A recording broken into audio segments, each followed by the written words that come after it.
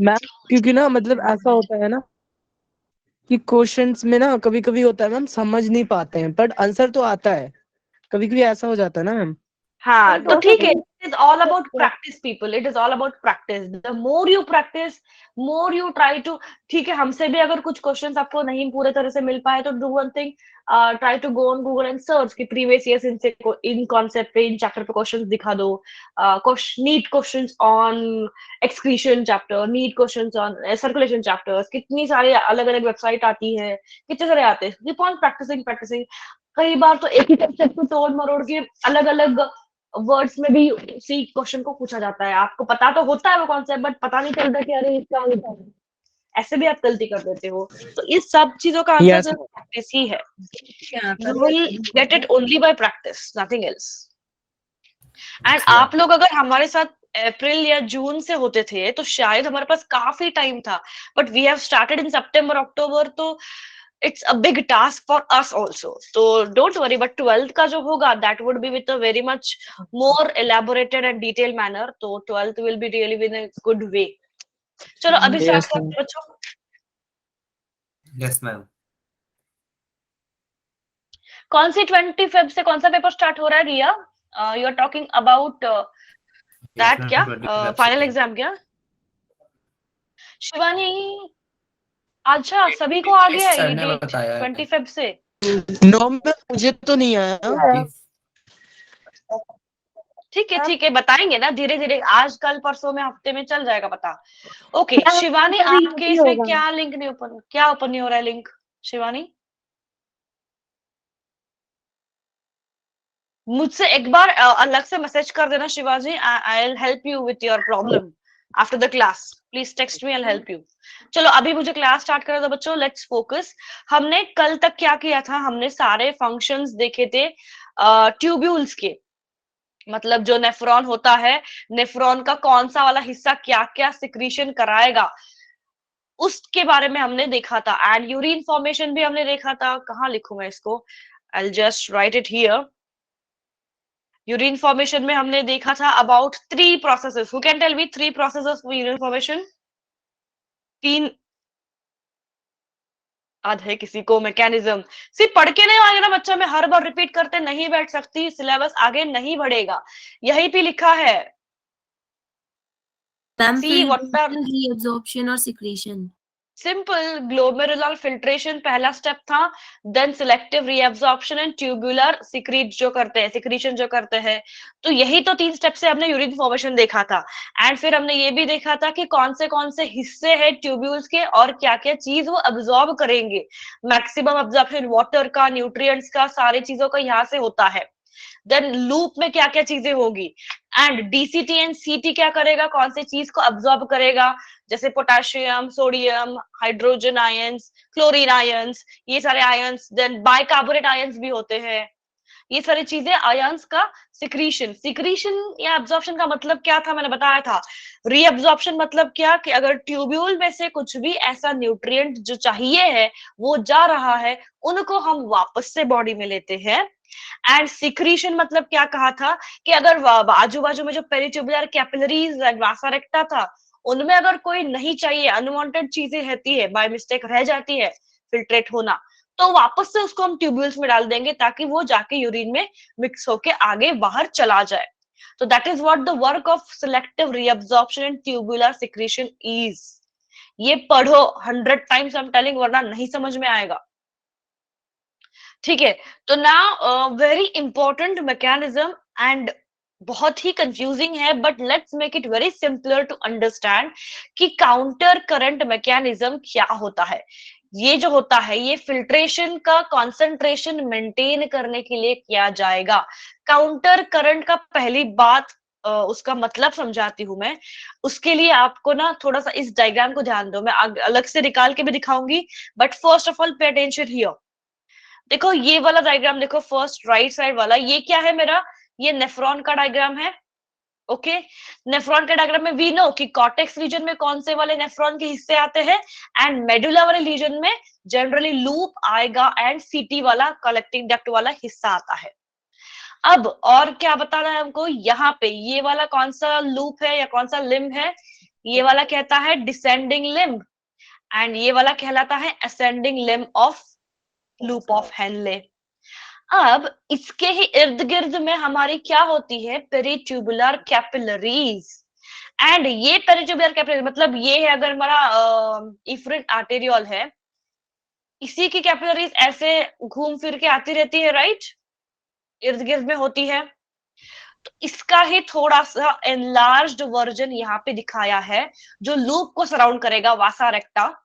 तो ये थोड़ा सा क्या होता है, डायरेक्शन में उल्टा होता है। जब हमने यहाँ पे इसको डिसेंडिंग लूप कहा, इसका ये वाला हिस्सा अब हम कहेंगे as a descending loop and ये वाला हिस्सा हो जाएगा अब असेंडिंग लूप, क्योंकि ये उल्टी डायरेक्शन से आ रहा है यानी इसको लपेट रहा है। So to give you again more clear idea, बहुत ही ध्यान से देखना एंड समझना। सपोज ये नेफ्रॉन है, this is the PCT and this is my loop DCT and CT, ठीक है। अब क्या हो जाएगा, इसी के बाजू में क्या होने वाला है, let's start with the efferent and afferent arteriole. ये वाला efferent and this is afferent. तो ये क्या होता है, this is like this like this like this and ऐसा ऐसा करके कुछ समथिंग लाइक दैट, एंड जाके आगे ये जुड़ जाता है रीनल वेन के साथ, ठीक है। अब इसको मैं अगर नेमिंग दूंगी, लेट्स नेम इट।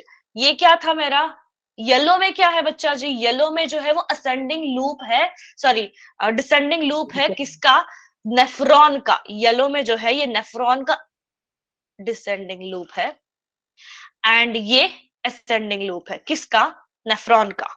सिमिलरली ये वाला आप देखोगे, ये कहां से आ रही है, इसकी डायरेक्शन ऐसी है एंड ऐसे जा रही है, तो इसका ये हो जाएगा डिसेंडिंग लूप कैपिलरी का एंड ये हो जाएगा ये वाला जो इसके बगल में आ रहा है, क्या पीपल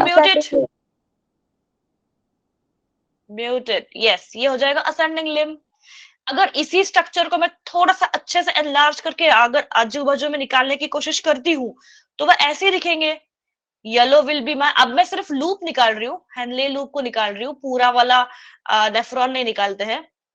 ये क्या है, हेनले का लूप, ये डिसेंडिंग असेंडिंग, इसके ही बाजू में इर्द गिर्द में होती है कैपिलरीज। तो अगर अंदर निकाल दो या बाहर निकालो, एनी हाउ जैसे भी आप समझ सकते हो, जैसे बाहर होती है तो इधर इधर यहाँ से आएगी, वो यहाँ से आएगी, तो ऐसा होगा डायरेक्शन जो होगा ना कैपिलरी का, वो ऐसा होगा। तो डायरेक्शन भी दिखाई देते हम, यहाँ पे नेफ्रॉन में ऐसे जा रही है चीजें एंड यहाँ से जाएगा डीसीटी के पास, और जो हमारी ये होती है आर्टरी होती है वो जाएगी कैपिलरी में, जाएगा चीजें ऐसे।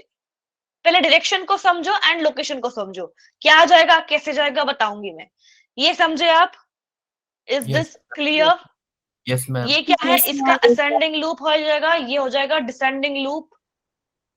हाँ, मतलब प्रॉक्सिमिटी में, पास पास में कौन कौन है, ascending loop of Henle and descending loop of Vasa रेक्टा, descending loop of Henle and ascending loop of वासा रेक्टा, ऐसे दो अपोजिट लूप्स अपोजिट वेसल्स की प्रॉक्सिमिटी में है।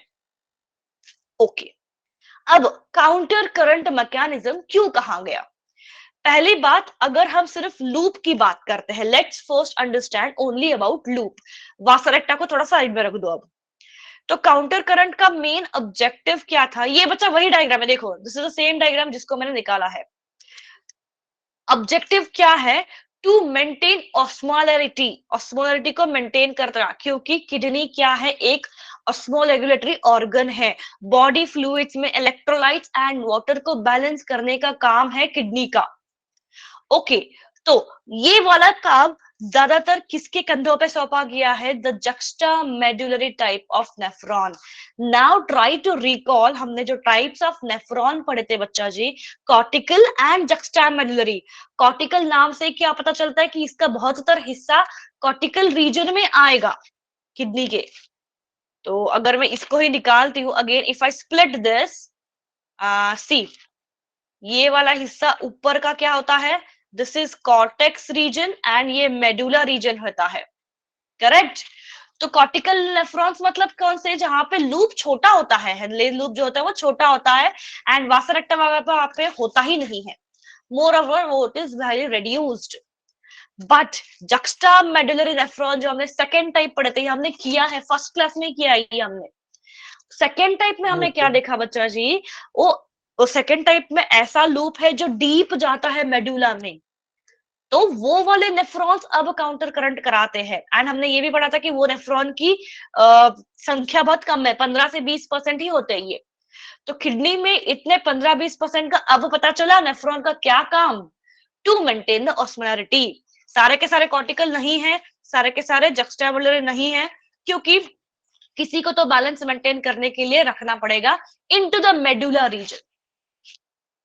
ठीक है, ये बात हो गई अबाउट द नेफ्रॉन। कौन सा नेफ्रॉन हिस्सा लेगा काउंटर करंट में, जक्स्टा मेडुलरी वाला। क्यों लेगा, उसका जो लूप हिस्सा होता है that is much more deeper into the medulla region, इसलिए।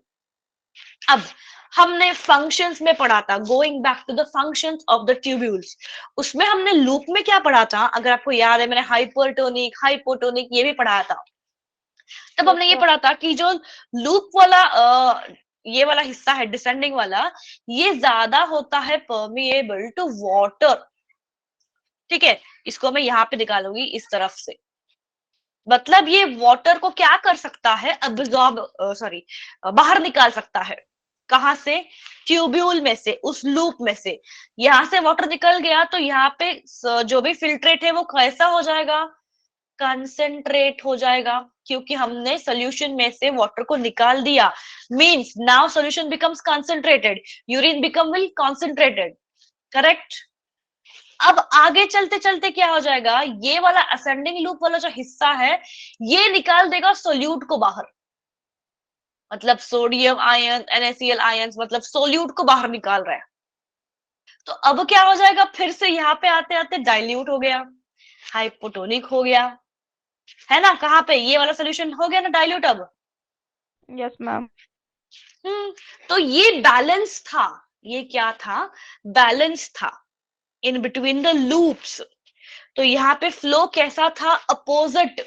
यहाँ पे हमने क्या किया, वाटर को बाहर निकाला, यहाँ पे हमने निकाला सोल्यूट को बाहर, जिससे आगे फिर से सेकंड में क्या हो जाएगा, मतलब आपका जो बाजू में क्या होती है, वासा रेक्टा, इसने यहाँ पे वाटर ले लिया, तो ये हम देंगे किसके तरफ, देंगे इस तरफ, तो ये वाटर इसके अंदर चला गया।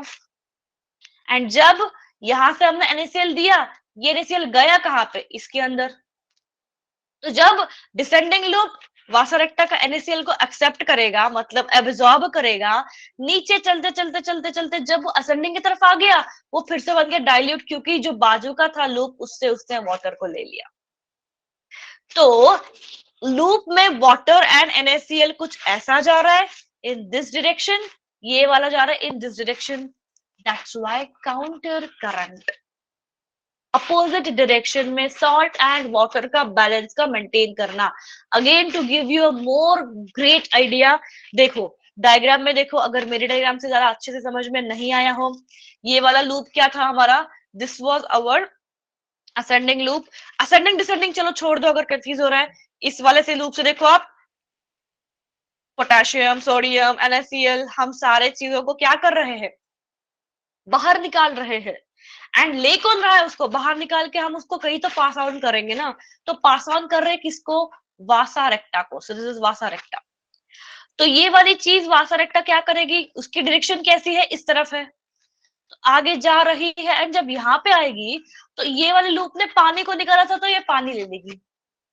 तो ये एक्सचेंजर है, these two are what, exchanger, loop and vasa recta, to maintain क्या, टू मेंटेन द फ्लूइड्स। तो ये चीज हमको मतलब ये जो अपोजिट डायरेक्शन में रन होने का जो सिलसिला है, इसी को हम कहते हैं काउंटर करंट। तो our question first is what is counter current, वो क्लियर हो गया कि काउंटर करंट क्या है। आपको ये याद रखना पड़ेगा कि कौन सा लूप क्या कर रहा है एंड कौन सा लूप किसको एब्जॉर्ब कर रहा है। सीधे से इस डायग्राम को याद रखो। मन में अगर लिखने की बात आती है या कोई क्वेश्चन सॉल्व करने की बात आती है, try to draw and visualise this figure. ये वाला फिगर ड्रॉ करके, अरे ड्रॉ करके देखो, लूप एंड बाजू में वासा रेक्टा, बस दोनों की डायरेक्शन उल्टी रखना, असेंडिंग एंड डिसेंडिंग लूप दूसरे के पास में है, यहाँ पे भी डिसेंडिंग एंड असेंडिंग एक दूसरे के पास में है। तो डायरेक्शन को हमेशा रिवर्स रखना। यहाँ का वाटर जो निकलेगा बाहर वो लेगा ये, यहाँ से सोल्यूट जो निकलेगा बाहर वो लेगा ये। तो अपोजिट फ्लो करता है। Yes correct, that is why counter current कहा हमने। ठीक है, तो काउंटर करंट क्या है अब हम ये समझे। बट ये है क्यों, इसका ऑब्जेक्टिव मैंने पहले भी क्या कहा, टू मेंटेन द ऑस्मोलरिटी। कैसे ऑस्मोलरिटी मेंटेन किसने किसने की, देखो यहाँ पे भी दिया है, flow of filtrate in the limbs of Henle loop is in the opposite direction thus forms a counter current। वैसे ये थियरी आप पढ़ सकते हो ना बाद में, मुझे पढ़ के बताने की जरूरत नहीं है, you can read this on your own. So same चीज ही हम यहाँ पे करा रहे हैं वैसे। तो देखो हमने ये देखा कि काउंटर करंट क्यों कहा, अब इसको हमने क्यों रखा है किडनी में, इसका क्या काम है, ऐसा काउंटर करंट मतलब NaCl एंड वाटर का एक्सचेंज हम क्यों करा रहे हैं। तो the first very most reason is to maintain osmolarity. कब से मैम आप बोले जा रहे हो ऑस्मोलरिटी को मेंटेन करना है, इसका मतलब क्या, ऑस्मोलरिटी को कहाँ पे मेंटेन करना है, किडनी के कॉर्टेक्स वाले एंड मेडुला वाले हिस्से में। एंड कॉर्टेक्स एंड मेडुला वाले हिस्से में अगर ऑस्मोलरिटी मेंटेन करनी है, मतलब पानी एंड सॉल्ट्स को जरूरत के अनुसार हमको उसमें भेजना पड़ेगा, कॉर्टेक्स एंड मेडुला में। तो देखो कॉर्टेक्स में इतना वाला हिस्सा आता है नेफ्रॉन का, एंड ये वाला हिस्सा आता है मेडुला में। नेफ्रॉन का मतलब लूप वाला एंड सीटी वाला, ये सीटी है ना हमारा कलेक्टिंग डक्ट है, तो इसको मेडुलरी कलेक्टिंग डक्ट भी कहते हैं क्योंकि बहुत सा इसका हिस्सा मेडुला के अंदर डीप डीप सिचुएटेड है, इसलिए भी कहते हैं। तो अगर आप यहाँ पे और एक चीज ऑब्जर्व करोगे, सी 300 मिली ऑस्मोल, 600 ऑस्मोल, 900 एंड 1200, इसका मतलब क्या दिखाता है कि कॉर्टेक्स से जब हम अंदर की तरफ जाते हैं मेडुला की तरफ, ऑस्मोलरिटी बढ़ रही है, 1200 ऑस्मोल तक है, मतलब सॉल्टी सॉल्टी सा है कुछ हमारा मेडुला। ठीक है, तो ये बढ़ाने की जो है, ये जो बढ़ा रहा है हम, ये बढ़ा रहा है क्यों, क्योंकि द अल्टीमेट गोल इज कि यूरिन को हम ज्यादा कंसंट्रेटेड फॉर्म में बाहर निकाल सके। अगर यूरिन डाइल्यूट फॉर्म में निकलता गया ना, इसका मतलब वेस्ट को आप अंदर रख रहे हो और पानी को आप बाहर भेज रहे हो। डाइल्यूट मतलब क्या, पानी ज्यादा होना एंड सॉल्यूट्स कम होना। यूरिन में ज्यादातर क्या होता है बच्चे, यूरिन में you can find most amount of urea, ammonia, मतलब बहुत सारे नाइट्रोजनस वेस्ट, देन कुछ क्रिएटिन जैसे प्रोटीन, कुछ आयन्स होंगे, प्रोटॉन्स, पोटेशियम आयन्स कुछ होगा, then most of that is water. तो ऐसा नहीं है कि यूरिन में बिल्कुल वाटर नहीं जाएगा, ऑफ कोर्स लिक्विड फॉर्म में है तो मेन वाटर ही होता है, बट ज्यादा भी नहीं होना चाहिए कि पूरा डाइल्यूट ही हो जाए यूरिन, वो अच्छी बात नहीं होगी। तो इसका मतलब है कि आपकी किडनी ठीक से फंक्शन नहीं कर रही है। तो कंसंट्रेशन का मतलब क्या होता है कि ये सारे वेस्ट को ज्यादा अमाउंट में भेजना इनटू द यूरिन। तो कंसंट्रेशन करना होगा हमारे यूरिन को, तो मुझे किडनी के अंदर ही नेफ्रॉन में ही जब कॉर्टेक्स एंड मेडुला के हिस्से है उनसे ही ऑस्मोलरिटी मेंटेन करनी होगी। तो देखो हम देख सकते हैं 300, 600, 900, 1200, ये कैसे हुआ, ये ऐसे हुआ जब इसने क्या किया, ये वाले लिम्ब ने जब NaCl को सिक्रीट किया, NaCl को सिक्रीट किया तो इसको बैलेंस करने के लिए ये वाले लिम्ब ने H2O को सिक्रीट किया। अब ये कहाँ होता है, ये जो स्पेस है ना बच्चा जी, this space it is also called as interstitium. इसको कैसे निकालू मैं, ये जो आजू बाजू का स्पेस है ना मेडुला के बाजू में, मेडुला के बीच में इनटू द लूप एंड डक्टा, इसको कहते हैं इंटरस्टिशियम स्पेस ऑफ मेडुला। तो ये भी स्पेस इंटरस्टिशियम ही है, ये this is all interstitium, even here interstitium, ये पूरा इंटरस्टिशियम है।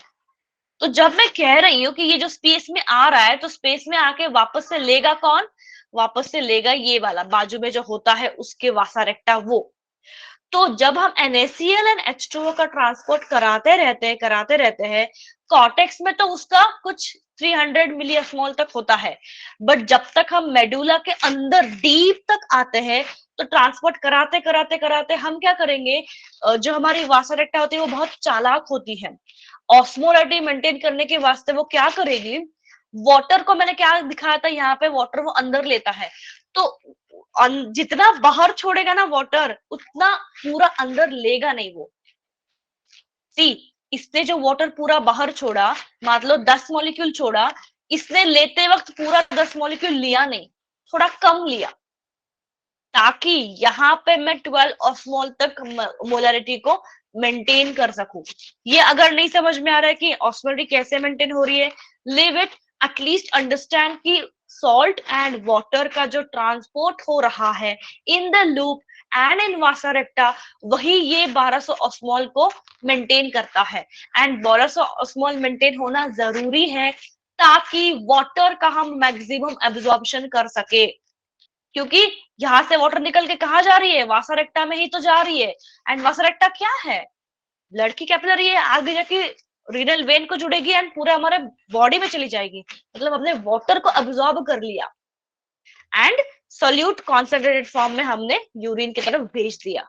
तो ये जो पूरा खेल है salt and water का in the opposite direction just to maintain this high concentration of solute in the medulla, जिससे क्या हो, water का maximum option हो। This is because to maximum absorb water so that हम क्या कर सके, concentrate यूरिन को बाहर निकाल सकते हैं।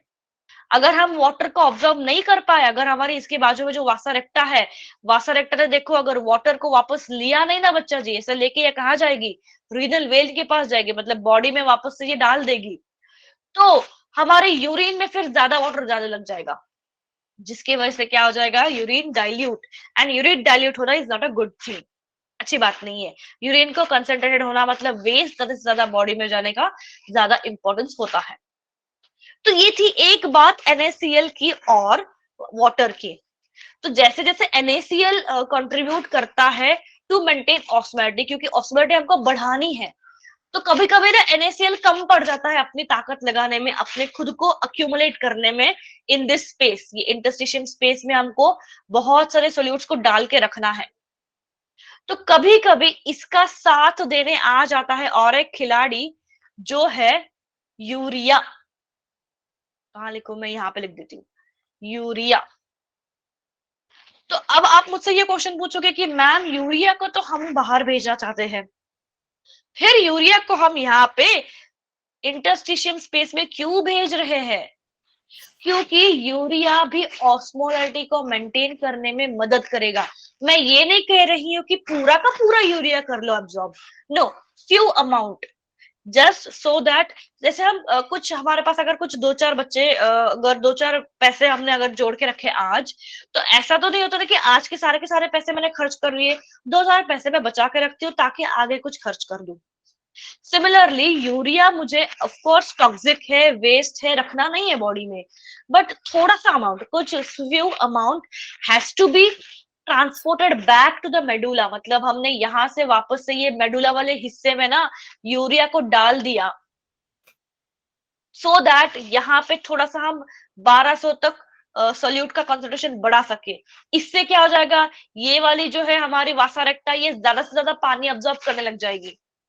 एंड फिर जब यूरिया को लगेगा कि भाई बहुत सा पानी का अब्जॉर्प्शन हो गया है, ये यूरिया वापस से इस असेंडिंग लूप में घुस के again it will go back to the collecting tubule. समझ रहे हो?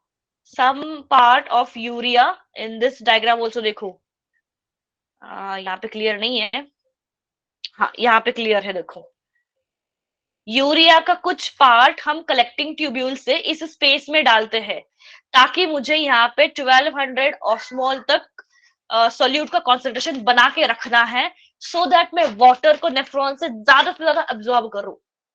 तो यूरिया को जैसे लग गया कि बहुत सा ऑस्मोलिटी मेंटेन हो गया, ये फिर से क्या करेगा, ये इस लिम्ब में जाएगा एंड देन ये ऐसे ऐसे ऐसे करके फिर से सीटी में आएगा, देन फिर से कुछ अमाउंट ऑफ यूरिया यहाँ से चला जाएगा, ऑस्मोलिटी को मेंटेन करेगा and again back to this loop and again from this to the CT collecting tubule.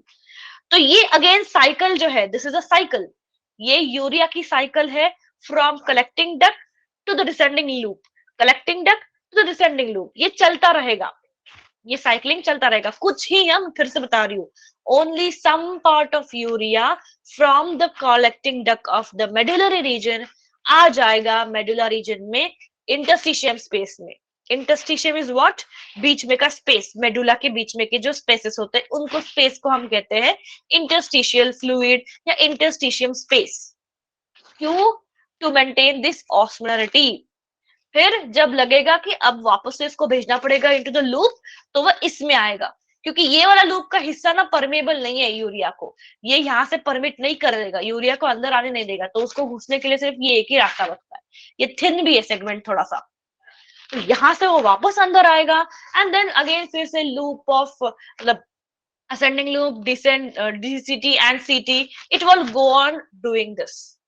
तो अगर मेरे suppose 20 to 25 gram of urea अगर पर डे प्रोड्यूस होता है यूरिन से, तो उसमें से कुछ 40% यूरिया फिर से रिसाइकल हो जाता है, सो दैट हम ऑस्मोलरिटी को मेंटेन कर सके। एंड ऑस्मोलरिटी को मेंटेन करने का वजह सिर्फ है to do maximum water absorption. बहुत कुछ हो गया वैसे, आप लोग हो कुछ समझे? Yes, ma'am. So just again go through the diagram, और आपको कुछ समझ में नहीं आ रहा है, कुछ भी ऐसा लग रहा है कि अगर आपके सामने एनसीईआरटी है तो बहुत ही अच्छी बात है, तो you can just read it once. Ma'am ये ascending limb में जो मतलब लूप है वो नीचे से थिन और ऊपर से थिक क्यों होता है? बिकॉज उनकी परमिएबिलिटी वैसी है। निकाल दे तुम्हें उसको भी। परमिएबिलिटी मतलब क्या? किस चीज को अलाउ कर रहा है अंदर आने के लिए, किस चीज को नहीं। करेक्ट? कौन सा लूप हमारा थिक होता है बच्चा? ascending limb में ये नीचे से है thin हमारा, होता है, ऊपर से thick। हाँ ये जो होता है ना, ये डिसेंडिंग लूप भी बच्चा ज्यादातर थिन ही होता है, even this is more thin नीचे की तरफ, एंड ये भी थोड़ा सा थिक होगा नीचे की तरफ, एंड ऊपर फिर से थिन हो जाएगा। तो इसकी परमेबिलिटी, क्योंकि ना ये थिन होने का मैम रीजन उल्टा होता है, नीचे थिक होता है, नीचे थिन होता है और ऊपर थिक।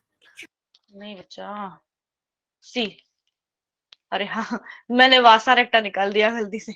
यस, तो इसका रीजन है permeability of salts and water. तो यहां से मुझे वाटर निकालना होता है एंड यहां से मुझे सोल्यूट निकालना होता है, NaCl को निकालना होता है।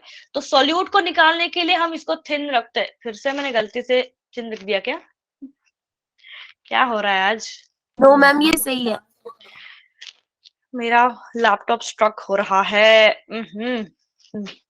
तो सोल्यूट को निकालने की वजह से मुझे यहाँ पे दोनों का थिकनेस को मेंटेन रखना पड़ता है, क्योंकि एक तरफ से वाटर जा रहा है, एक तरफ से सोल्यूट जा रहा है, एंड सोल्यूट को ज्यादा निकालना है, क्योंकि यहाँ पे मेडुला रीजन में मुझे 300 से लेके 1200 ऑस्मोल तक ऑस्मोलरिटी को मेंटेन करनी है।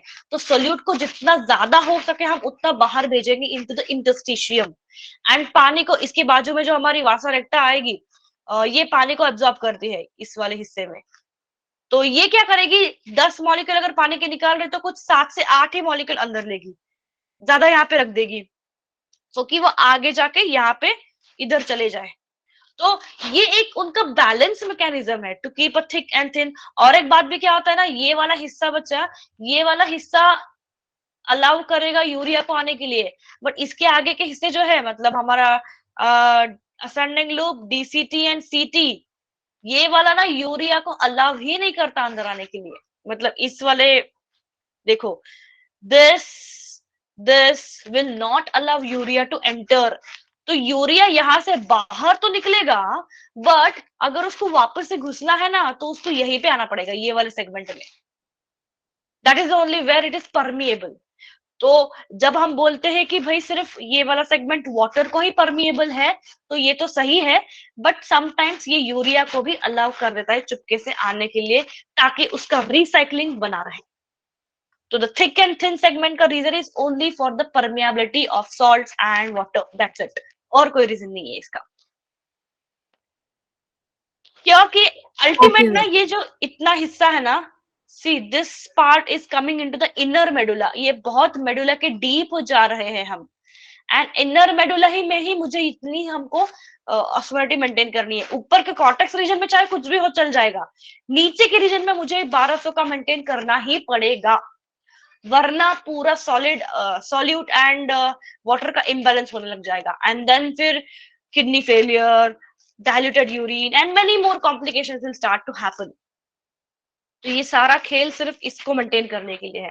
एक्चुअली बच्चा जी आपके एनसीईआरटी में ना बहुत ही सुपरफिशियल वे में दिया है, मतलब इतना डेप्थ में नहीं गए हैं। इसको अगर मैं डीप में पढ़ाने लग जाऊंगा ना तो आपको पूरा का पूरा से ऊपर से चला जाएगा।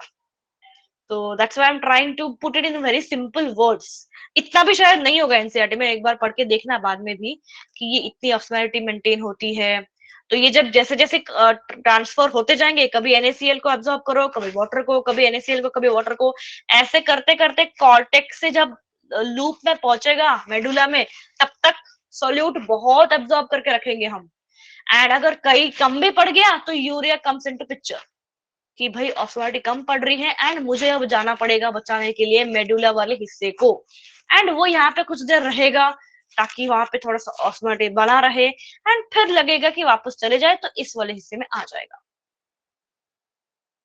हाँ, इतना ही है एनसीईआरटी में, बट आगे इसके NADH का रोल भी आता है। विल सी दैट, बट मैं पढ़ाऊंगी, मैं चाहती हूँ कि आप लोग समझे उसको। मैम यूरिया हार्मफुल भी है और हेल्पफुल भी है। हाँ, हेल्पफुल भी है, सही बात, बट इसको लिखना मत क्योंकि यूरिया है तो वेस्ट ही, बट इसी वेस्ट को हमारा बॉडी एक ब्यूटीफुल मैकेनिज्म में यूज कर रहा है। क्योंकि हम जब केमिस्ट्री में यूज करते हैं एसिड्स एंड बेसिस को, तो हमारे कंट्रोल में होता है कि कितना एसिड डालना है, कितना बेस डालना है, एंड पीएच को मेंटेन करना है। बॉडी कैसे करेगा? क्योंकि हम यहाँ पे सॉल्ट को अब्सॉर्ब कर चुके आउटर मेडुला वाले हिस्से में। अब जब अंदर जा रहे हैं तो यहाँ पे देखो, इस वाले हिस्से में पानी तो जा रहा है, बट सॉल्ट कुछ जा रहा है क्या? यहाँ पे नहीं जा रहा है। आप डायग्राम देख पा रहे हो? थोड़ा जूम यस करके मैम। देखना। तो यहाँ पे कुछ नहीं है ना, सॉल्ट वॉल्ट कुछ नहीं है, only you can see water is going out. तो सॉल्ट के काम कौन करेगा फिर? सॉल्ट यहाँ पे ये हमारा ऑस्मोलैरिटी अब हिल गया, थोड़ा सा 400 तक आके रुक गया, नीचे और बढ़ाना होगा। तो अब मुझे कलेक्टिंग डक्ट के इस हिस्से से, अब कुछ हटा रही हूं मैं एंड फिर से बताऊंगी। देखो, आउटर मेडुला वाला हिस्सा है ये, दिस इज आउटर मेडुला, मतलब ऊपर ऊपर का मेडुला, थोड़ा सा ऊपर वाला हिस्सा है मेडुला का। तो उसमें हमने वाटर से एंड NaCl से एक्सचेंज करवा के ऑस्मोलैरिटी को बैलेंस में रखा है। थोड़ा वाटर कम करो, थोड़ा NaCl कम करो, थोड़ा इन दोनों को जैसी जरूरत है, जैसी कंडीशन है उसके हिसाब से एडजस्ट करके करते जाओ। बट जैसे जैसे और लूप नीचे जाता है ना, मतलब यहाँ पे जैसे जैसे आएंगे हम, आप देख सकते हो कि एक तरफ से वाटर तो जा रहा है, बट यहाँ पे यूरिया सॉरी NaCl या फिर कोई और आयन का रीअब्जॉर्प्शन नहीं हो रहा है। तो ये डाइल्यूट हो जाएगा ना फिर मेडुला रीजन, एंड डाइल्यूट रखना हानिकारक है। You can not keep medulla, inner medulla in a diluted state. आपको उसको 1200 के आसपास ही रखना पड़ेगा। उसके लिए दौड़ता दौड़ता आएगा यूरिया। कहाँ से? ये यूरिया बेचारा जा रहा था सीटी से, कहाँ पे जा रहा था? ये बन रहा था, ये जाएगा रीनल पेल्विस में, एंड आगे जाएगा रीनल नहीं सॉरी यूरेटर में, to form a urine. But इसने इमिडिएटली क्या देख लिया कि यहाँ पे ऑस्मोलैरिटी कम हो चुकी, बढ़ चुकी है, तो इसने आ गया यहाँ पे into the interstitium, so that वो फिर से ऑस्मोलैरिटी का बैलेंस ला सके, क्योंकि वाटर को सिर्फ निकाल रहे हैं हम यहाँ पे। तो that is the reason to balance. And अब वापस, अब यूरिया को हम वैसे किडनी में ज्यादा रख नहीं सकते, उसको वहां से थोड़ी देर के बाद हटाना भी पड़ेगा, रिसाइकल होते रहना पड़ेगा। तो यहाँ से कहाँ से आएगा यूरिया? ये वाला मना करेगा, ये वाला मना करेगा, ये वाला मना करेगा, तो इसको सिर्फ यही अलाउ करेगा, इस वाले हिस्से में जो डिसेंडिंग लिम्ब है वही अलाउ करेगा आने के लिए थोड़ा सा, and then it will come back फिर से DCT एंड CT, एंड फिर से it will go on shuffling और cycling. Got it? The role of urea, the role of water, the role of NaCl. Yes, ma'am. Ma'am. Okay. So now this is all about your counter current mechanism. इसको आप एक बार आज ही जब class खत्म होता है, you will draw the nephron and side में उसके वासरेक्टा भी ड्रॉ करो, या फिर सिर्फ लूप एंड वासरेक्टा भी ड्रॉ करो, and cortex, inner medulla, outer medulla, and ये सारे ऑस्मोलैरिटीज को भी ड्रॉ करो। खुद लिखो वाटर कहाँ से कहाँ जा रहा है, NaCl कहाँ से कहाँ जा रहा है, यूरिया कैसे जा रहा है, तभी आपको ये परफेक्टली पूरा कॉन्सेप्ट समझ में आएगा। क्योंकि अगर क्वेश्चंस बने कि descending loop of Vasa रेक्टा absorbs what descending loop absorbs NaCl, ascending loop of Henle absorbs what, it absorbs water. तो ऐसे फटाक से याद नहीं आता है, तो आपको लिख के ही प्रैक्टिस करनी पड़ेगी आपको. So you will do that, okay? क्या पूछा है बच्चा आपने? Yes, ma'am. Sunny Singh loop and vasa दोनों कलेक्टिंग ट्यूब्यूल से ज्वाइंट, नहीं, वासा रेक्टा तो इस इफरेंट आर्टेरियल का हिस्सा है बेटा. लूप एंड क्या पूछ रहे हो? Vasa recta is a part of this efferent artery है, वो कैपिलरी है बच्चा जी. ये क्या है? ये कैपिलरी है, ये नेफ्रॉन नहीं है, इसकी इर्द गिर्द में होती है ये, बस समझे Sunny? Loop is a part of nephron and vasa recta is a part of capillary. पिछला वाला रिकॉर्डिंग देखो मेरा please. So this is the same theory, आप इसको पढ़ सकते हो बाद में. नहीं क्वेश्चंस नहीं, अभी रेगुलेशन कराऊंगी मैं पहले एंड देन क्वेश्चंस. रुको मैम अभी इस चैप्टर को खत्म होने के लिए एक लेक्चर और लगेगा ना? और एक लेक्चर लगेगा. हाँ क्वेश्चंस वैसे है यहाँ पे, टाइम लगेगा यार, रुको बाद में, पहले मुझे रेगुलेशन का थोड़ा पढ़ाने दो. आज रेगुलेशन कराऊंगी मैं पहले, क्योंकि ना टाइम 2 हफ्ते हो गए हम लोग एक्सक्रीशन ही कर रहे हैं बच्चा जी. पिछले हफ्ते से चालू हुआ हमारा regulation excretion. Okay so regulation, जैसे हमने सर्कुलेशन का भी रेगुलेशन देखा, जैसे हमने ब्रीदिंग का भी रेगुलेशन देखा कि कहीं ना कहीं हमारा ब्रेन भी इन्वॉल्व था रेगुलेशन में, याद है ना?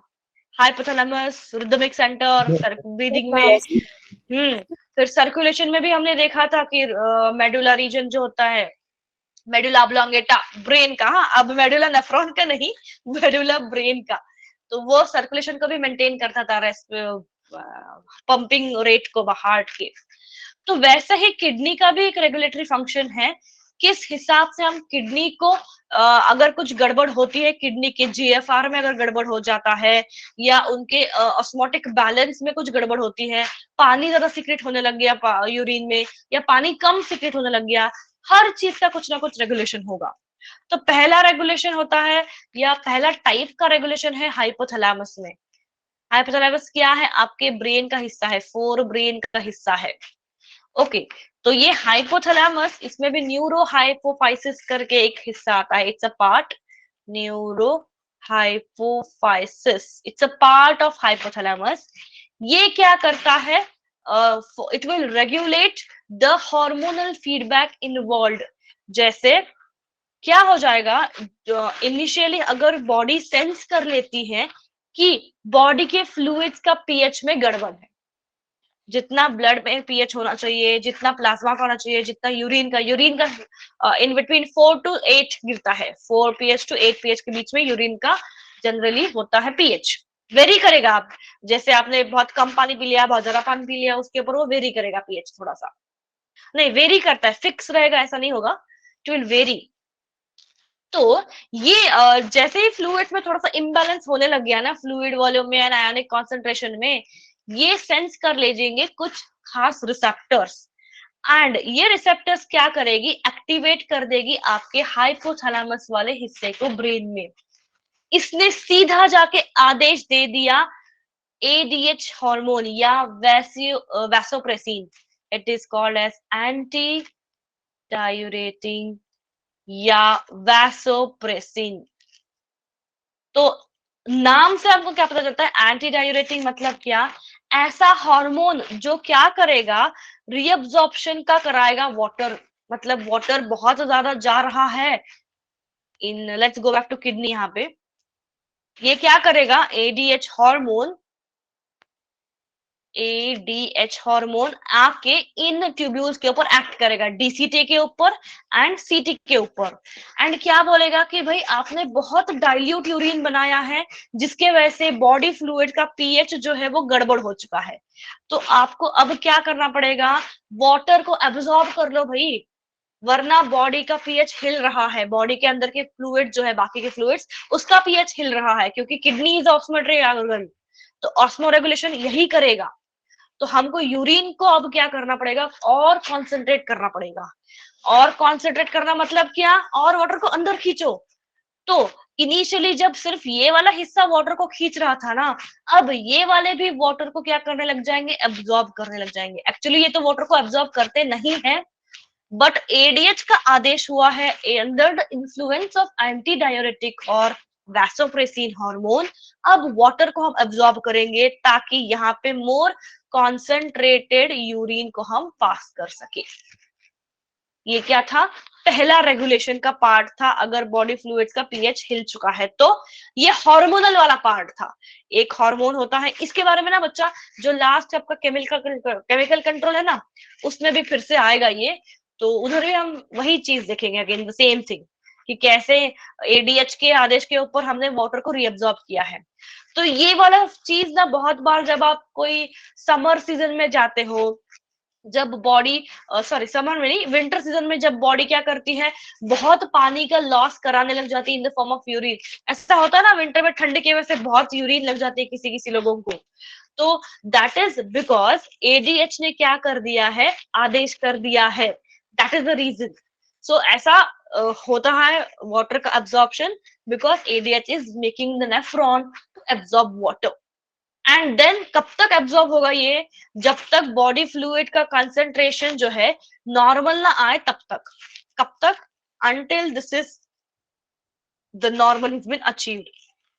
जैसे ही नॉर्मल पे आ गया, अब फिर से किडनी बता देगी रिसेप्टर्स को कि आप स्टॉप कर दो, एंड ये क्या करेगा, रिलीज ऑफ एचडीएच को भी स्टॉप कर देगा, एंड फिर हमारा नॉर्मल सा नेफ्रॉन का जो भी काम है वो चलता रहेगा। मतलब अब एडीएच यहाँ पे नहीं है। तो जब एडीएच नहीं है, अगेन द सेम थिंग, जो भी नॉर्मली जिसका भी रीअब्जॉर्प्शन एब्जॉर्प्शन होते रहता है, नॉर्मल चीज चलता रहेगा। तो जब एडीएच आएगा, एडीएच के इन्फ्लुएंस के अंदर ही हम ये जो पार्ट्स है, डीसीटी एंड सीटी वाले पार्ट, ये वाटर को एब्जॉर्ब करते हैं। बट जब एडीएच नहीं होता, हमने, अगर आपको याद है फंक्शंस में मैंने डीसीटी एंड सीटी में कहीं पे भी वाटर का रीअब्जॉर्प्शन सिखाया है? नहीं, हमने सिर्फ potassium ion, hydrogen ion, bicarbonate ion, इसका रीअब्जॉर्प्शन सिखाया था मैंने, वाटर का नहीं सिखाया था। क्योंकि वाटर का रीअब्जॉर्प्शन क्या है, कंडीशनल है। कंडीशन है अगर एडीएच की आ चुका है तो ही वो रीअब्सॉर्ब करेगा, वरना नहीं करेगा। So it's because depend upon what ADH is going to order. Okay, पहला वाला क्लियर। पहला वाला था हमारा एडीएच हार्मोन का खेल। मैम, अगर एडीएच हार्मोन रिलीज होगा और जो वाटर होगा वो एब्जॉर्ब होना स्टार्ट कर देगा, तो हमारा जो यूरिन होगा वो तो कम फॉर्म होगा ना? नहीं तो रुका देगा ना। पता है ना बॉडी को कहाँ पे रुकाना है, कहाँ पे नहीं करेगा। जैसे लग जाएगा कि बस हो गया, पीएच बैलेंस हो गया, तो फटाक से इसको आदेश दे देगा कि रिसेप्टर रुक जाओ। अब ब्रेन को कोई ये नहीं बताएगा कि एडीएच सीक्रेट करो, एडीएच सीक्रेट होना बंद हो जाएगा and the event will stop.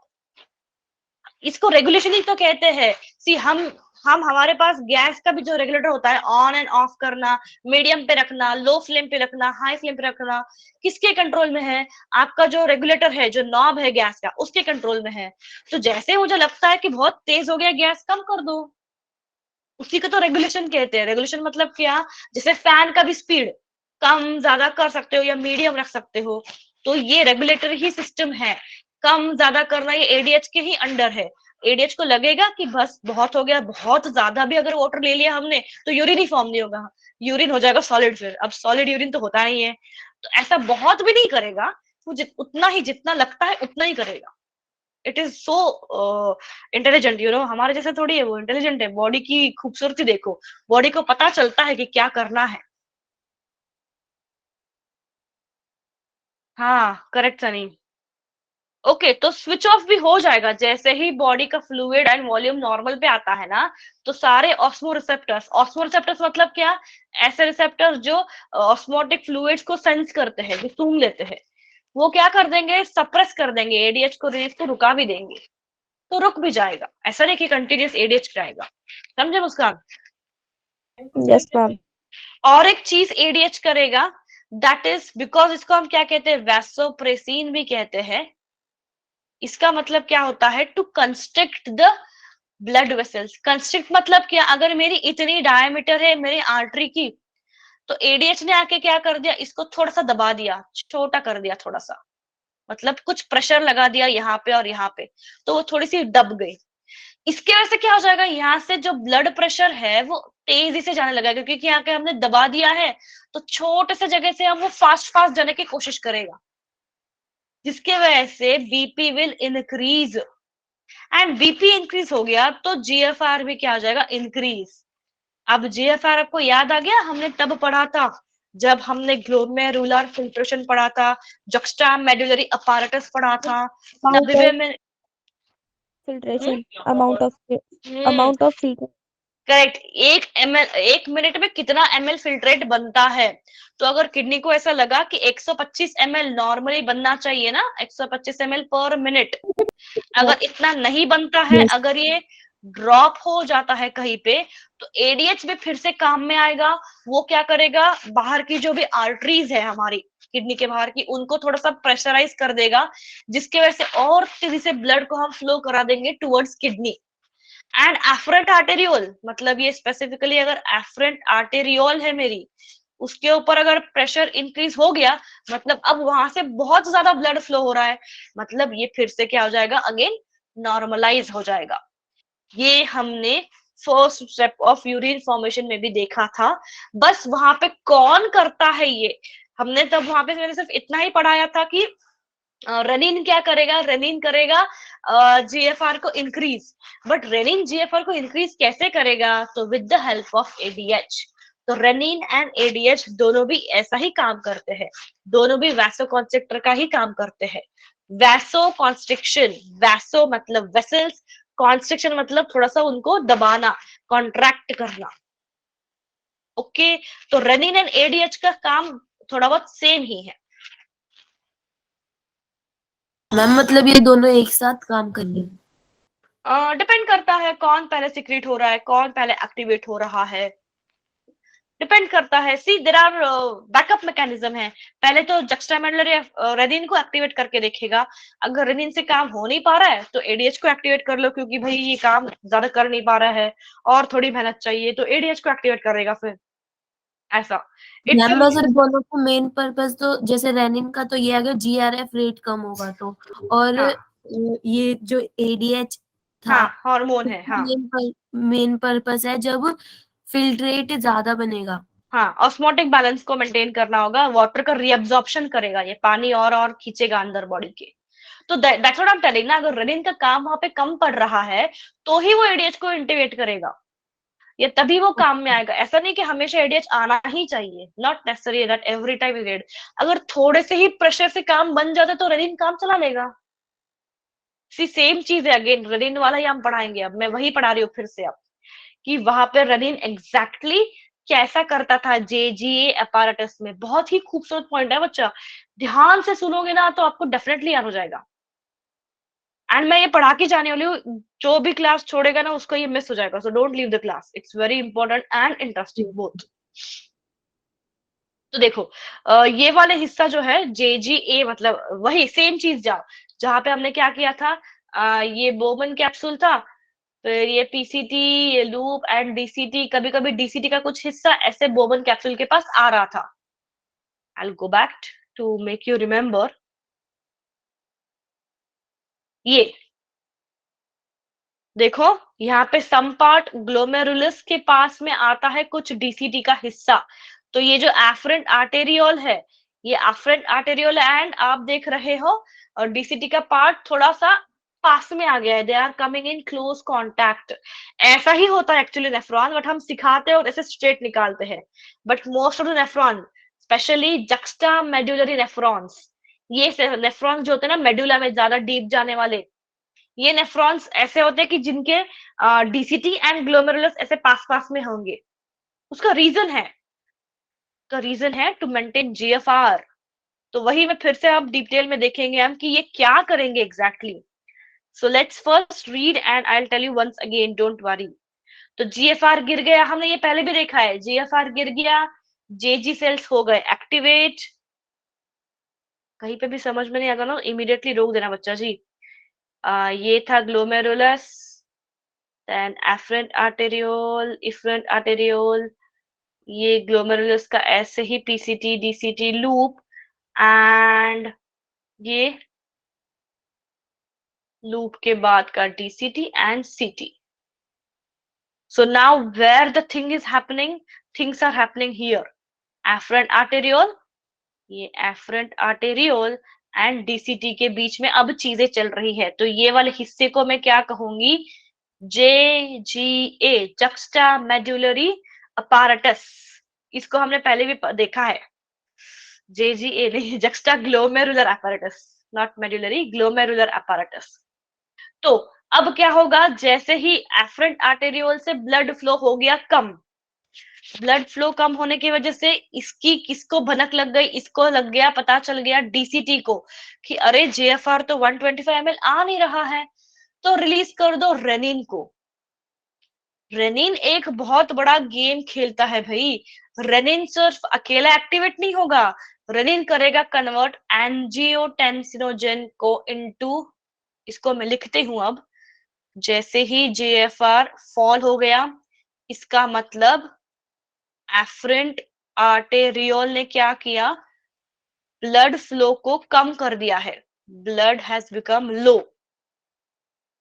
तो इसका सीधा असर कहां पे पड़ा, JGA apparatus पे, juxtamedullary apparatus। ये कौन सा apparatus है, एफरेंट आर्टेरियोल प्लस TCT के हिस्से है ये। इसने क्या किया, ये सेल्स ने क्या किया, रेनिन को एक्टिवेट किया। नाउ रेनिन ने चालाकी की, रेनिन ने क्या किया, ये ब्लड कैपिलरी में चल रहा है, अब कहां चल रहा है, एफरेंट आर्टेरियोल की कैपिलरी में चीजें चल रही है, एंजियोटेंसिनोजन को एक्टिवेट किया, जिसने इन फर्दर एंजियोटेंसिन 1 एंड 2 दोनों भी एक्टिवेट हो गए। एंजियोटेंसिन 1 एंड एंजियोटेंसिन 2 दोनों भी एक्टिवेट हो गए, C1 एंड 2। ये क्या है, अगेन दे आर वैसोकंस्ट्रिक्टर। जैसे ADH क्या था, वैसोकंस्ट्रिक्टर था, ब्लड प्रेशर को ज्यादा करा रहा था आर्टरीज को दबा के, ये भी वही करेगा, ये भी ब्लड प्रेशर को ज्यादा तेज करवाएगा आर्टरीज को दबा के। सी एंजियोटेंसिन 2 ने क्या किया, अब एड्रिनल कॉर्टेक्स को एक्टिवेट किया टू सीक्रेट अल्डोस्टेरॉन। ये और एक हार्मोन है, अल्डोस्टेरॉन हार्मोन, जो हमारे किडनी के ऊपर के ग्लैंड सीक्रेट करेंगे। इसको फिर से हम पढ़ेंगे केमिकल में, यहाँ पे सिर्फ इतना ही याद रखो कि ये इन रिटर्न एक्टिवेट करेगा और एक हार्मोन को, अल्डोस्टेरॉन हार्मोन को, जो एड्रिनल ग्लैंड होती है किडनी के ऊपर ना बेटा, ये ऐसा किडनी है ना, तो ऐसा कुछ ग्लैंड दिखेगा आपको, ऐसे डोम शेप का छोटा सा, यहाँ पे एक, दोनों किडनी पे भी होगी, वो ग्लैंड सीक्रेट करता है एल्डोस्टेरॉन। ये भी फिर से सेम ही चीज करेगा, वैसोकंस्ट्रिक्शन ही कराएगा, मतलब वाटर का ही ये करेगा, reabsorption of water from the DCT। तो एल्डोस्टेरॉन, एंटीडायरेटिक हार्मोन, रेनिन, सारे काम एक ही तो कर रहे, बट मैकेनिज्म एंड पाथवे अलग है। तो डिपेंड करता है कि कौन सा सिचुएशन आया है। कॉर्टिकल नेफ्रॉन्स, मान लो कॉर्टिकल वाले नेफ्रॉन के पास JGA apparatus होता नहीं है, तो वो वाले कर सकते हैं एक्टिवेट ADH को, क्योंकि ADH के लिए उसकी जरूरत नहीं होती है। बट जक्स्टामेडुलरी नेफ्रॉन के पास होता है ये JGA apparatus, तो वो लोग रेनिन वाला मैकेनिज्म फॉलो करेंगे। रेनिन वाला मतलब सेम जो हमने पीछे पढ़ा है ना, यही वो मैकेनिज्म है, थोड़ा सा डिटेल में लिया है यहाँ पे, बस और कुछ नहीं है। तो इसने क्या किया, इसने जो हमारी ब्लड वेसल्स होती है, जो आर्टरीज होती है, इसको कर दिया कॉन्स्ट्रिक्ट। कॉन्स्ट्रिक्ट मतलब दबा दिया, थोड़ा सा प्रेस कर दिया, due to which blood pressure increased, due to which GFR increased. तो हमने पीछे के स्लाइड में कल या परसों के क्लास में जो हमने JGA एंड रेनिन का खेल देखा था ना, कि भाई रेनिन ने सिर्फ GFR को बढ़ा दिया, तो वो ऐसे बढ़ाया था, इतना बड़ा खेल खेल गया था वो, बट हमें पता नहीं था, हम उसको आज पढ़ रहे हैं। तो लेट्स रिवाइज। इसके लिए ना पहले आपको ये वाला पता होना चाहिए कि व्हाट इज JGA। तो जिसने भी क्लास को मिस करा है, go back, see the recording and see again what is JGA, पता चल जाएगा आपको, सब लिंक में आ जाएगा अगेन। तो जब किडनी में गिर जाता है ग्लोमेरुलर फिल्ट्रेशन रेट, मतलब 125 ml इतना फिल्ट्रेट जाना चाहिए per minute into the nephron, but 125 ml per minute and 180 ml per day, इतना हो नहीं रहा है, कम हो रहा है, for some reason it is coming little bit lesser. तो जब जीएफआर ड्रॉप होगा, इसकी हमको इसका क्या कहते हैं, सेंस लग जाएगा जेजे अपैरेटस को। And JJ apparatus is what, जब एफरेंट आर्टेरियोल एंड डीसीटी के पार्ट्स एक दूसरे के पास में है, करीब में है। तो एफरेंट आर्टेरियोल एंड ये डीसीटी अब क्या करेंगे, दोनों भी इनके सेल्स मिलके रेनिन को कर देंगे एक्टिवेट। ये रेनिन बहुत तेज है, ये जाके एंजियोटेंसिनोजेन को एक्टिवेट करेगा, which in turn activate angiotensin 1 and 2। ये एक पाथवे है, आपको पाथवे में याद रखना पड़ेगा। एंड लास्टली ये एक्टिवेट करेगा फिर से अल्डोस्टेरॉन को। तो इसको आप याद रखोगे RAAS, रास। रास का मतलब क्या होता है रास का मतलब रास लीला नहीं होगा, रास का मतलब होगा रेनिन, एंजियोटेंसिन इसका मतलब होगा रेनिन, ये होगा एंजियोटेंसिन एंड ये होगा aldosterone. S stands for system, इसको कहते हैं रास सिस्टम। अब शॉर्टकट्स दिए हैं मैंने। रास सिस्टम जो क्या करेगा, ब्लड वेसल्स को थोड़े से कॉन्स्ट्रिक्ट कर देगा, जिससे ब्लड प्रेशर बढ़ जाएगा वेसल्स में। ब्लड प्रेशर बढ़ेगा तो नेचुरली जेएफआर जो है, एफरेंट आर्टेरियोल से जो ब्लड आ रहा था उसका भी वॉल्यूम अब बढ़ जाएगा, एंड जेएफआर को हम ले जाएंगे वापस से नॉर्मल वाले रूट पे। वैसे 15 से बच्चे 10 हुए, 10 से अभी 6। चलो, इतना क्लियर? Yes ma'am. आप ध्यान दो कि सुनते हो मेरी बातें तो आ ही जाएगा आपको सब कुछ। नाउ लास्ट है, this is the last, after this we will stop. So last is ANF factor. अगर किसी को याद है, मैंने सर्कुलेशन सिखाते वक्त कहा था कि हार्ट भी कुछ एक तरह का हार्मोन सीक्रेट करता है, जिसको मैं आपको किडनी में सिखाऊंगी। I don't remember this batch और सम अदर बैच, बट मैंने कहा था। तो that is the same atrial natriuretic factor. Atrial से सीक्रेट होने वाला नाट्रियूरेटिक फैक्टर जो किडनी के ऊपर एक्ट करेगा। तो ये कब करेगा, ये इसका काम होता है एग्जैक्टली अपोजिट टू हमारे रास मैकेनिज्म। रास सिस्टम जो है उससे होती है अपोजिट। मतलब रास में, हाँ सनी सही बात, सनी आंसर यहाँ पे तो करते हो, एग्जाम में नहीं करते बच्चा जी, दिस इज वेरी बैड ना, एग्जाम में तो आंसर करो फिर। तो रास में क्या होता है, कंस्ट्रिक्शन होता है ब्लड वेसल का, एंड एएनएफ क्या करेगा, डायलेट करेगा, वैसो डायलेशन करेगा। वैसो डायलेशन मतलब क्या, फिर से जो दबी हुई थी आर्टरीज जिसमें ब्लड प्रेशर को हमने बढ़ा के रखा था, वो कर देगा रिलीज, नॉर्मल वाले जो हिस्से है उसके ऊपर लाके अगेन ब्लड प्रेशर को भी रिलीज करेगा, सो दैट वापस से हम ब्लड प्रेशर को नॉर्मल पे लेके आ सके। क्योंकि जेएफआर आ गया नॉर्मल पे, जो भी रेगुलेशन करनी थी हो गई। अब कंस्ट्रिक्टेड जो मेरी आर्टरीज है, यहाँ पे जो मैंने आर्टरीज को दबा के रखी थी इधर, इसको रिलीज भी तो करना पड़ेगा ना, वरना चपटी रह जाएगी, ऐसी दबी हुई रह जाएगी, एंड बीपी हमेशा ज्यादा दिखाएगा फिर। तो इसको रेगुलेशन में लाने के लिए, उस चीज को कंट्रोल बनाने के लिए the ANF mechanism will act, जो चेक करता है रास मैकेनिज्म के ऊपर। समझे कुछ? तो ANF is nothing but atrial natriuretic factor. Heart का जो एट्रियम है ना, वही सीक्रेट करता है इसको। एंड ये कब सीक्रेट करेगा, जब इसको लग जाएगा कि बहुत सारा रेनिन ने अपना धूम मचा के रखा है, बहुत सारी कॉन्स्ट्रिक्शन हो रखी है, जिसकी वजह से मेरे ऊपर बढ़ रहा है प्रेशर, बीपी बढ़ रहा है ना, तो हार्ट के ऊपर प्रेशर बढ़ेगा। तो जैसे ही लगेगा हार्ट को कि भाई मेरा प्रेशर आपने ज्यादा बढ़ा दिया, ये इमीडिएटली सीक्रेट हो जाएगा to release the pressure, and ये कर देगा डायलेशन, वेसल्स को डायलेट, थोड़ा सा ओपन अप कर देगा। This is just opposite to the RAS mechanism. Got it? Yes ma'am, yes ma'am. So now today's task, जितने भी लोग हैं, हाँ अभी कितने लोग हैं, 1 2 3 4 5 6 7 8 9 10 people. I want all of you to read till here आज रात को ही, कल तक भूल जाओगे। तो सोने से पहले जैसे मैं क्लास एंड करती हूँ, एनसीईआरटी को खोलो, एनसीईआरटी भी पढ़ोगे तो भी बहुत ही बात है, वंस एक बार सब कुछ ठंडे दिमाग से पढ़ लो, सो दैट नेक्स्ट क्लास में जब आओगे इसके आगे जो बचता है हमारा micturition, that is urination and disorders and questions, अगले क्लास में विल फिनिश अप। कल, अगले मतलब कल।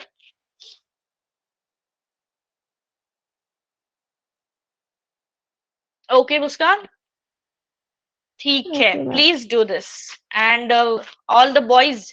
गगन भी छोड़ के चला गया, सी समझ में नहीं आता तो छोड़ देते हो क्लासेस, वेरी बैड ना। मैम मैंने नहीं छोड़ा। नहीं नहीं, जो है उनको नहीं बता रही हूँ मैं, जो नहीं है उनके बारे में बता रही हूँ, not about you people. Fine then, चलो। क्या बोल रहा है सनी, मुझे समझ में नहीं आया। वो क्लास छोड़ के चले जाते हैं, वो सही करते हैं।